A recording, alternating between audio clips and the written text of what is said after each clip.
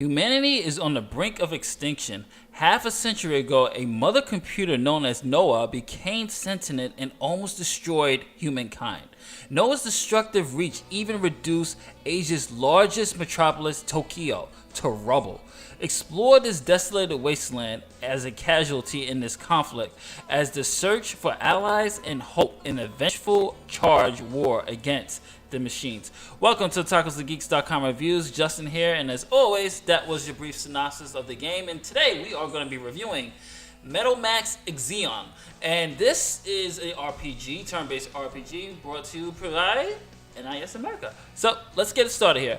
Let's talk a little bit about the story. As you can see from the screen, they give me a little bit more of a backstory here, and you do have the main male protagonist, which you can change the name of. That's why I didn't give you guys the default name of him. But let's talk a little bit about the story. I like the story. The story is really good. It's really fun to play. You are in this post-apocalyptic world where machines and monsters are ruling everything, and human beings are really just non-existent. You really have to search to find allies to help you on this quest to destroy these machines.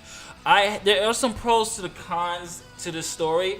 I would say some of the pros are the story has some really good supporting characters.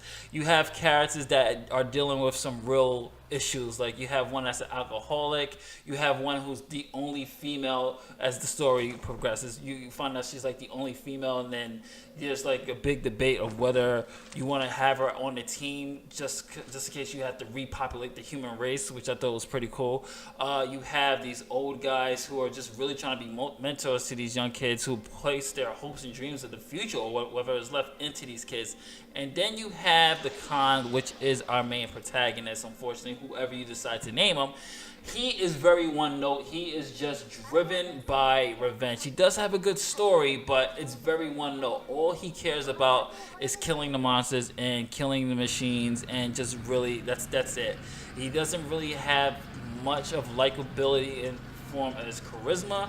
So you will find yourself latching on more to the supporting characters who have better arcs, better characterization, and better charisma for you to really go into it. So I would say that overall the story is pretty good, minus the main character that kind of took me out of it because how one note he is. But there's times where you get to see more layers of his backstory and they explain why he's a little bit one note. So otherwise, the story is pretty good. So let's talk about the gameplay here, because that's what you guys want to know.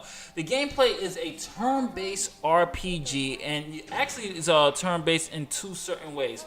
You have the tank mode, which you see on screen here, and this is how you get to your destination as you're searching for survivors, you're searching for clues, you're searching to see what happened to humanity. So as you're going around, you have random battle encounters that pop up in anywhere, and you have to target, so you can do preemptive strikes. And the great thing about this is that since it's turn-based, there's tons of customizations since you're going to be battling most of the time in your vehicles. You get to customize them. In each battle, you personally, your character will level up, but you have to find parts and engine parts and upgrade your base in order to make your vehicle stronger, which I thought was really good. And that's a nice strategy here, because you have to decide which part's going to go with which ships, and certain parts will not go with certain ships because it'll make your tank too heavy.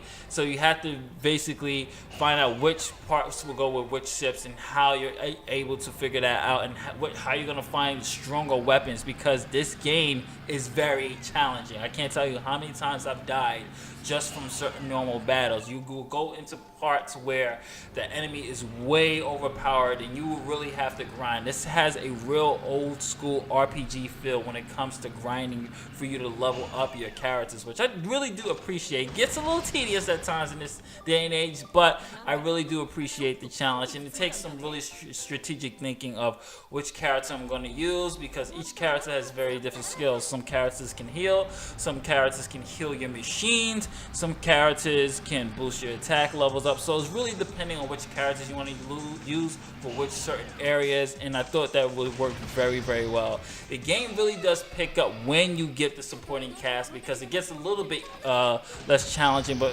for a good part of the game, you are by yourself until you find more allies, which I thought played very, very well to the story.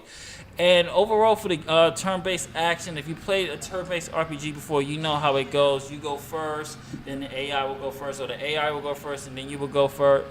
You will go next. But there is actually more. You don't always are on the tank. There actually is missions that you have to do it on foot, and these are the ruin sections. The ruin sections are pretty straightforward, and this is the I will say a con part of the game. All the ruins feel very much the same when it comes to just not even the looks, but also the layout. It's very linear. You just go through either a straight line, or you're just following this path. There's not some ruins have bosses, optional bosses in them. Some ruins don't, or you're just basically there to pick up treasure, and then that's what will clear you from the objective of the ruin. So I will say the ruin is, well, it's pretty cool, but it's also a little bit disappointing just because the design feels very much the same. It's like they use the same map, but just change how you're going to explore that same map. So that was probably a con there, but it's still fun to explore, and you definitely have to pick up items in this game. It's very essential if you see a treasure box to pick it up, if you see hidden items to pick it up, because all this stuff are needed to upgrade your base, upgrade your tanks, and even upgrade your characters. So this is one of those RPG games where items are very, very important. It's very item driven. So if you really are not one of those people that don't like looking for items, you're really gonna not might not be for you. But items is very essential in ways of crafting and really improving your character. And I thought the crafting system was very well done, which I'm going to show you in a bit. But I want to show you a little bit more of the turn-based action here, because you have various attacks that you can also do with while you're on foot. So there's 2 attacks while you're on foot and while you're in the tank, and I thought they did very well with that. So let's get into the customization, which I think is the strong highlight of this game. Now the customization, like I stressed earlier, is that you can able to customize your tank however you want, depending on the weight of your tank. So you can get something like a big, like the Rhino missile here that I just got from a big tough boss.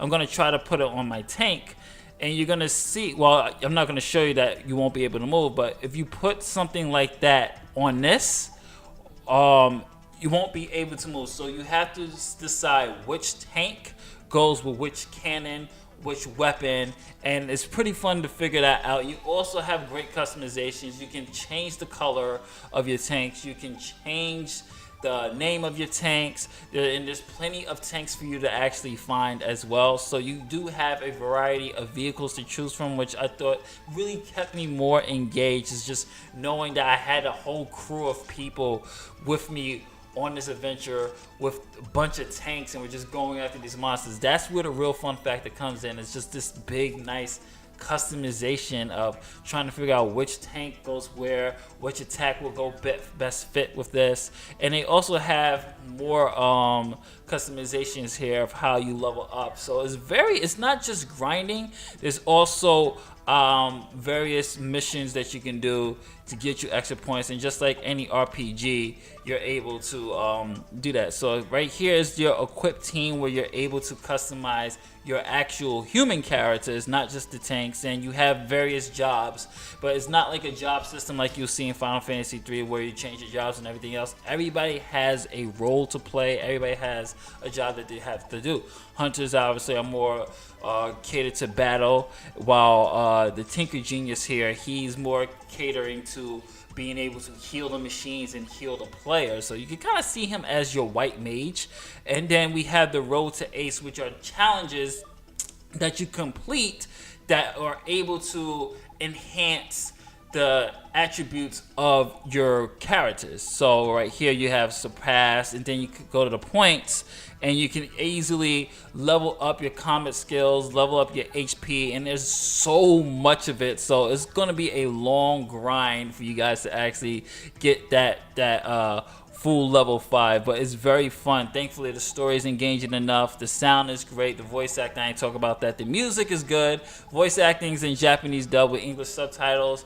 From what I understand, the translation is very good. So I would definitely recommend this if you're looking for a nice RPG game that's challenging, that's immersive. Unfortunately, the main character is kind of a one-note pony, but otherwise than that, I'm having a blast. I've had a blast with this. I would say pick it up if you're in the RPG drought. This is Justin from TalkSgeeks.com saying later days. Catch you on the next one.